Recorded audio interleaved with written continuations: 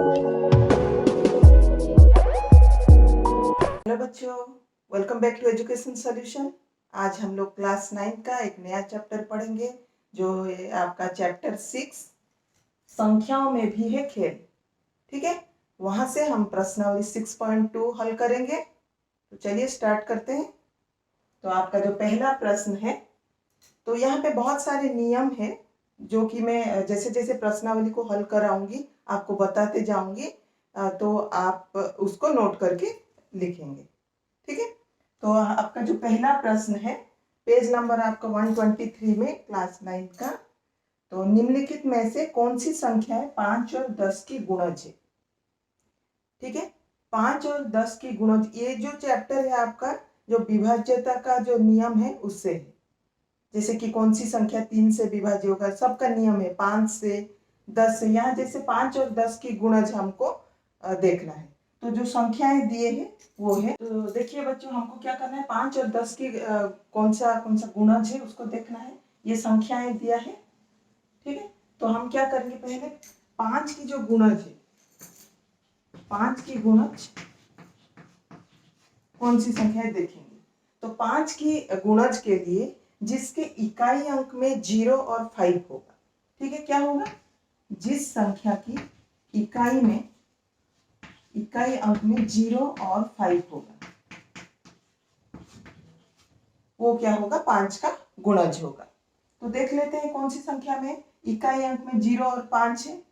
तो देखो यहाँ तो नहीं है, यहाँ है, तो इस संख्या को लिख लेंगे 9560। यहाँ भी 5 है इकाई में, तो इसको लिख लेंगे। ये नहीं है, 800 में 0 है इकाई अंक में और नहीं है ये। ठीक है, तो ये 3 संख्याएं 5 की गुणज है, ये आपका नियम है। ठीक है, तो दूसरा है 10 की गुणज। 10 की गुणज के लिए क्या है,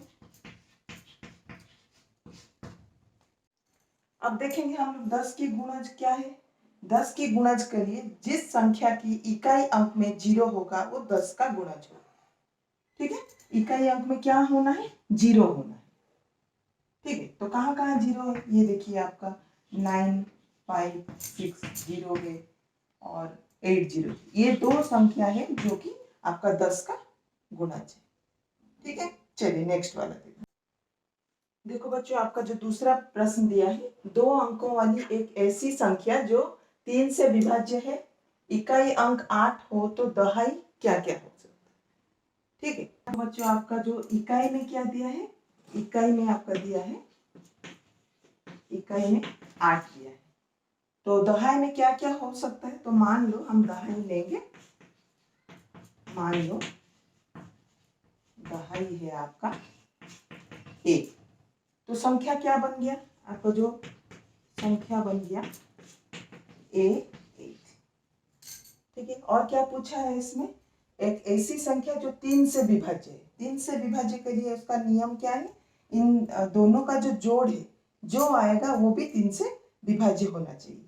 जैसे कि a + 8 = 3, ये जो जोड़ आया ये भी 3 से विभाज्य होना चाहिए। ठीक है, तो ये a + 8 जो है 3 के जितने गुणज है वहां पे विभाज्य होगा। जैसे कि 3, 6, 9, 12, 15, 18, इस प्रकार के 3 के जितने गुणज है ये हो सकते हैं।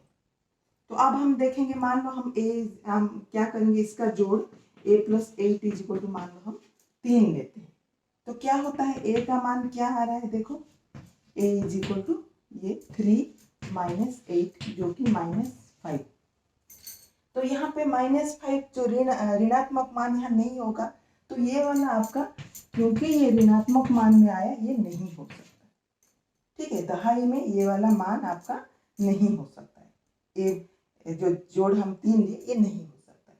अब हम नेक्स्ट स्टेप में क्या करेंगे, इसके जितने भी गुणज है उसको देखते हैं। तो नेक्स्ट में आपका क्या होगा, a + 8 = हम 6 लेके देखते हैं। 6 लेते हैं तो a का मान कितना है, 6 - 8 जो कि -2, ये भी नहीं होगा। ऋणात्मक मान यहाँ नहीं हो सकते। ठीक है, हम a का मान ज्ञात कर रहे हैं। अब हम नेक्स्ट वाले देखेंगे, a + 8 = 9 लेके देखते हैं। 9 लेते हैं तो क्या आ रहा है, a = 9 - 8 = 1। ये मान आपका यहाँ पे हो सकता है। ठीक है, अब हम क्या करेंगे, क्या क्या हो सकता है और दो ठन देख लेते हैं। मान लो हम क्या करेंगे, a plus 8 is equal to 9 हो गया, 12 लेके लेते हैं, 12 लेते हैं तो क्या होता है, a का मान 12 माइनस 8 जो कि 4, ये मान भी यहाँ पे हो सकता है। ठीक है, अब 15 लेके देखते हैं, a plus 8 is equal to 15, तो a का मान कितना आ रहा है, 15 माइनस 8 7। ठीक है, ये तीन मान ही लेते हैं, 1 4 7, ये भी हो सकता है। ठीक है, तो दहाई में क्या क्या हो सकता है, तो आपका 1 और 4 और 7, ये तीन आपका आंसर है। बच्चों, आपका जो तीसरा प्रश्न है वो क्या है, संख्या 3 5 p दिया है, 5 का एक गुणज है। ये जो संख्या दिया है 3 5 p, ये 5 का गुणज है, तो p का मान क्या हो सकता है। अभी हम लोग पहला प्रश्न में पढ़े थे कि 5 का गुणज होने के लिए क्या चाहिए, 5 का गुणज जो क्या हो सकता है, इसका इकाई में क्या होगा आपका,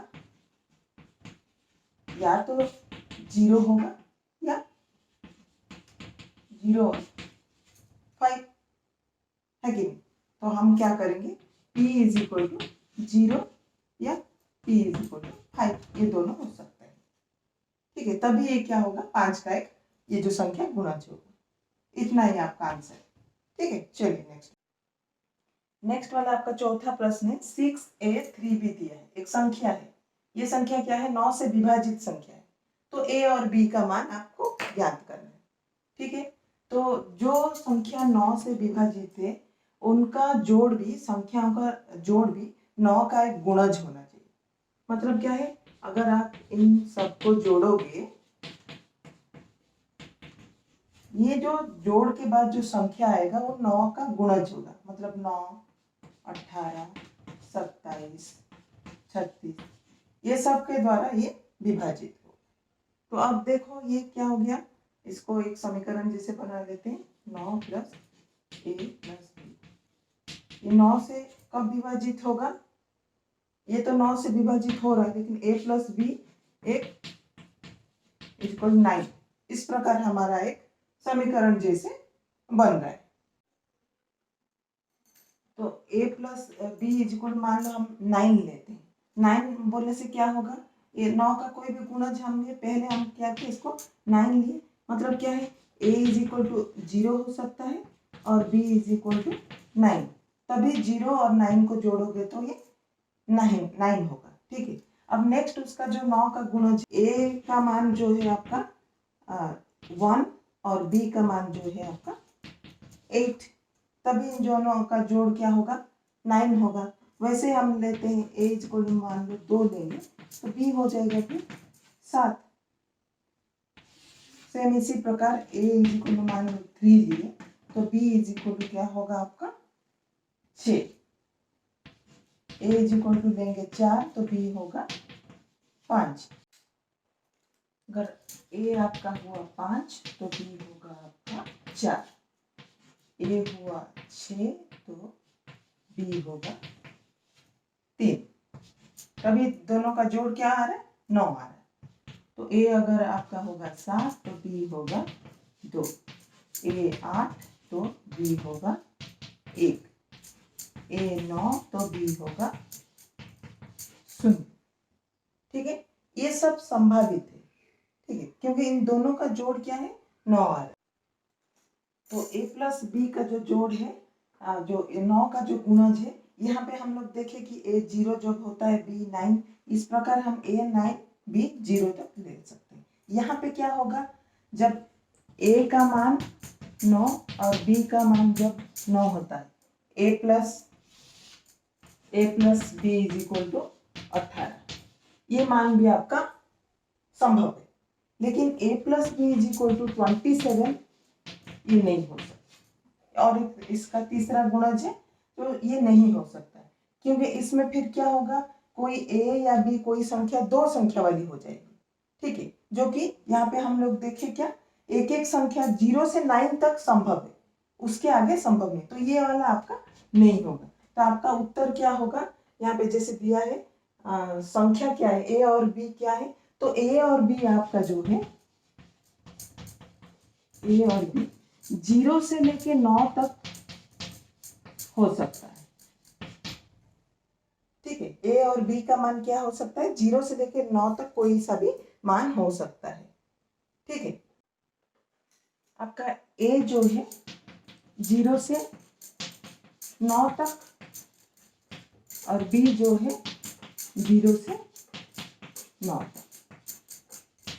ठीक है, ये वाला आपका आंसर है कि ए 0 से 9 तक हो सकता है, बी 0 से 9 तक। अभी हम लोग देखें कि इसका जो जोड़ है 9 का गुणज या 9 पहला वाला जो 9 से विभाजित होना है उसको देखें कि यहाँ पे क्या होगा, ए और बी का मान 0 से 9 तक होगा। ठीक है, इससे आगे नहीं होगा क्योंकि इससे आगे हम लोग लेते हैं तो फिर 2 संख्या वाली हो जाती है जो संभव नहीं। चलिए नेक्स्ट। तो आपका जो 5वां प्रश्न है बच्चों, निम्नलिखित संख्याओं में 7 से विभाज्यता की जांच करें। तो 7 से कोई संख्या विभाज्य है कि नहीं या विभाज्यता का नियम क्या है उसको देखेंगे। उसका 2 विधि है, पहला विधि में देखते हैं। ये जैसे कि आपका पहला संख्या दिया है 672। ठीक है, ये 672 जो है आपका 7 से विभाज्य है कि नहीं उसको देखेंगे। उसके लिए जो नियम है वो है कि इकाई के अतिरिक्त जो संख्या है, इकाई को छोड़ देना है, बाकी जो बचा है उसको।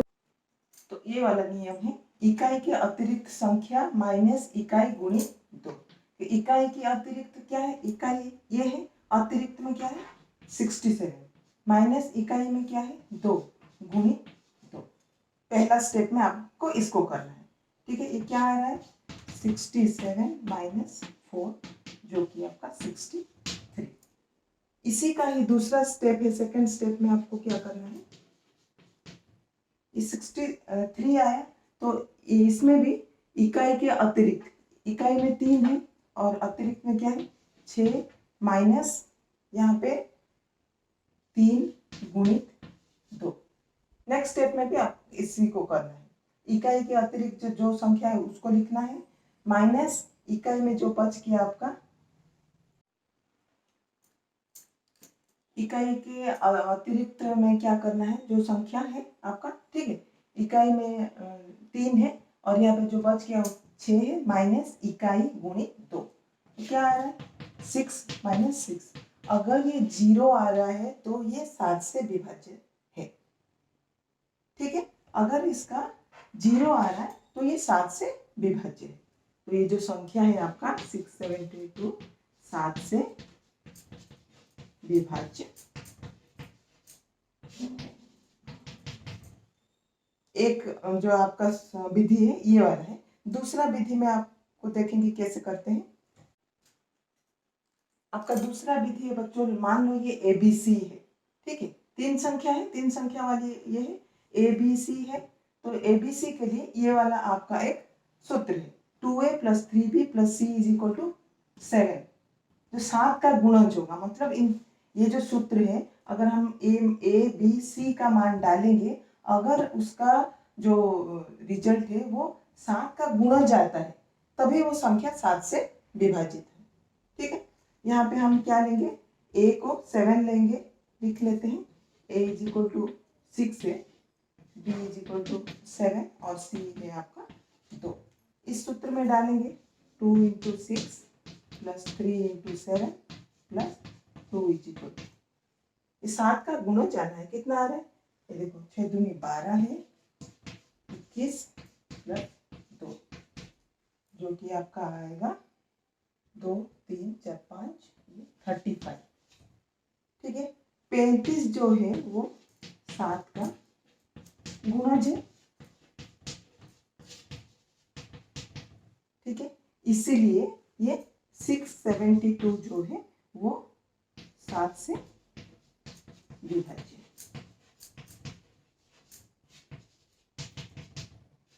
ठीक है, ये 2 प्रकार विधि, आप पहला विधि से भी कर सकते हो या अगर हम ABC इसको लेंगे तो ये वाला सूत्र में इन तीनों का जो जोड़ है वो 7 का गुणज होना है। अगर वो 7 का गुणज है तो जो 7 का पहाड़ा में जो आता है वही है उसका गुणज है, आप लोग जानते हो। तो अगर वो आता है तो वो क्या होगा और 7 से विभाज्य होगा। चलिए नेक्स्ट वाला करके देखते हैं। आपका जो दूसरा दिया है 905 दिया है, उसको प्रथम विधि से मैं कर रही हूँ, आप लोग आपके प्रैक्टिस के लिए दोनों विधियों में कर सकते हो। उसमें क्या था कि इकाई के अतिरिक्त जो है उसको लिखना है, यहाँ जैसे 90 है माइनस इकाई लिखना है, यहाँ पे 5 है, उसको 2 से गुणन करना है। तो कितना आ रहा है 90 माइनस 10 जो कि 80। अब नेक्स्ट स्टेप में भी हम ऐसे किए थे कि इकाई के अतिरिक्त जो है उसको लिखना है माइनस इकाई गुणित 2, जो कि ये तो आपका 0 से गुणन होने से 0 हो जाएगा, सिर्फ बचेगा 8। ठीक है, 8 जो है वो 7 से विभाज्य नहीं है, इसीलिए ये जो 905 है वो 7 से विभाज्य नहीं होगा।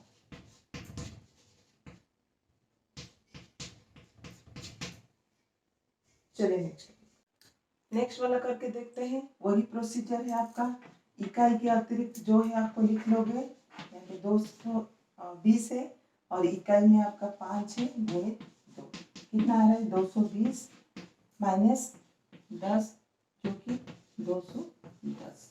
नेक्स्ट स्टेप में हम वैसे ही करेंगे, इकाई के अतिरिक्त जो है उसको लिखेंगे माइनस इकाई गुणित 2 जो कि आपका 21। 21 तो आप लोग जानते हो 7 या 21 है, तो ये 7 से विभाज्य है, तो ये क्या होगा 21 विभाज्य है 7 से, इसीलिए ये जो संख्या भी है आपका 7 से विभाज्य है।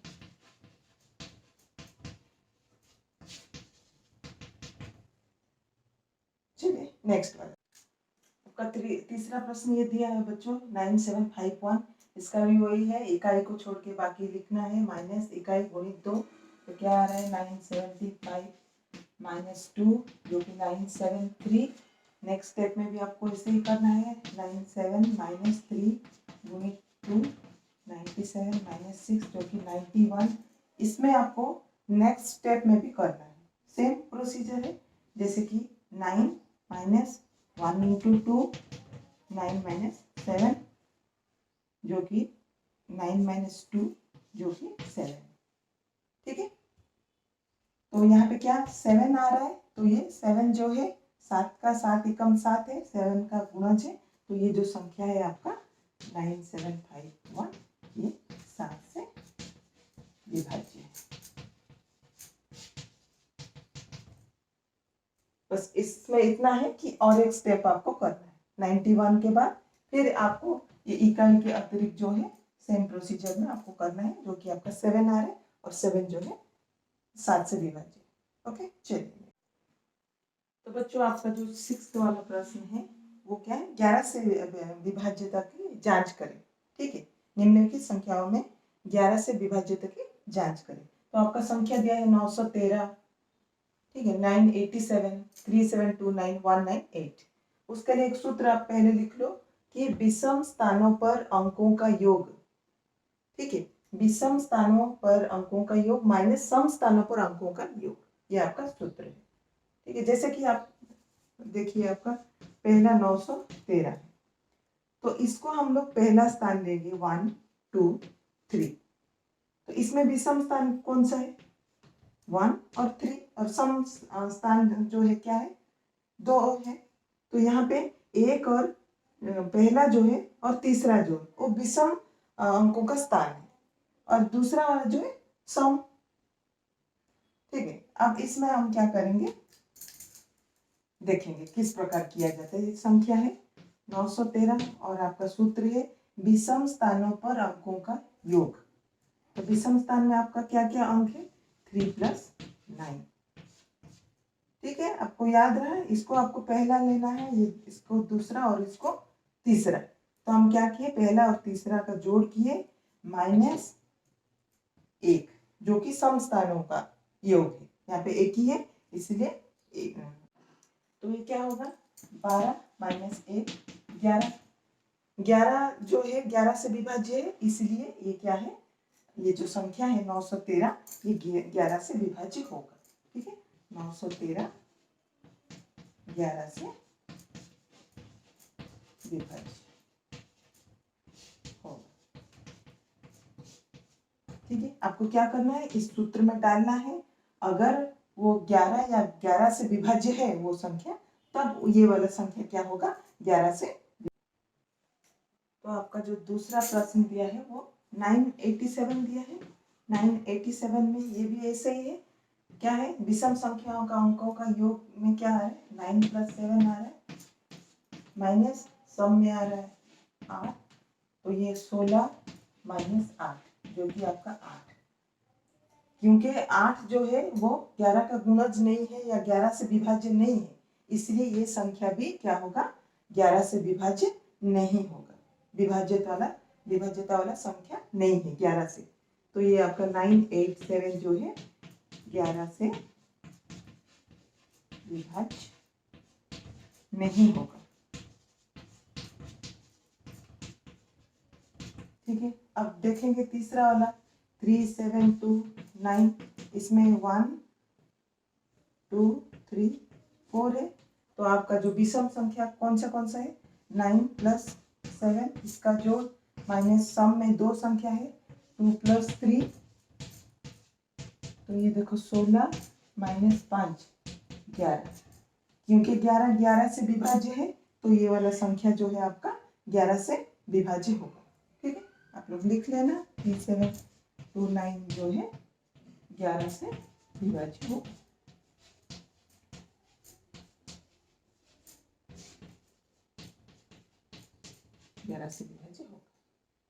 नेक्स्ट में क्या दिया है, 198, इसमें भी 1 2 3, तो विषम संख्या है 8 + 1 -9, 9 - 9 0, 0 जो भी है वो भी 11 से विभाज्य वाला होगा। ठीक है, अगर 0 आ रहा है तो 11 से विभाज्य होगा। तो आपका ये जो 198 है वो 11 से विभाज्य हो। सूत्र में डालने के बाद अगर 0 आएगा या 11 से विभाजित वाला कोई संख्या आएगा तो वो संख्या 11 से विभाज्य होगा। अब बच्चों हम लोग 7वां प्रश्न देखेंगे। इसमें क्या है, जो संख्या दिया है वो 13 से विभाज्य है कि नहीं उसका जांच करेंगे। ठीक है, 13 से विभाज्य के लिए जो शर्त है वो क्या है, 4b + 3c - d = ये जो है 0 होना है या 13 का कोई गुणज होना है, तभी जाके ये संख्या क्या होगा, 13 से विभाज्य होगा। कैसे करते हैं देख लेते हैं। जैसे कि पहला दिया है आपका 169। ठीक है, यहाँ पे पहला जो ये दिया है इसको हम लेंगे b 1 लेंगे, और c को हम लेंगे 6, और d को लेंगे हम लोग 9। अब हम लोग इस सूत्र में डालेंगे।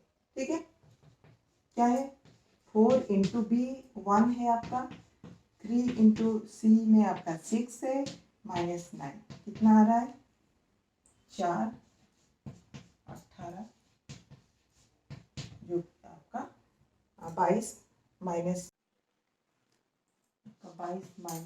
जो है 13 आ रहा है। 13 जो है वो 13 से विभाज्य है, इसलिए ये जो संख्या है वो 13 से विभाज्य होगा। ठीक है, आप लोग को लिखना है ऐसे, 169 जो है 13 से विभाज्य है। चलिए नेक्स्ट वाला देखते हैं।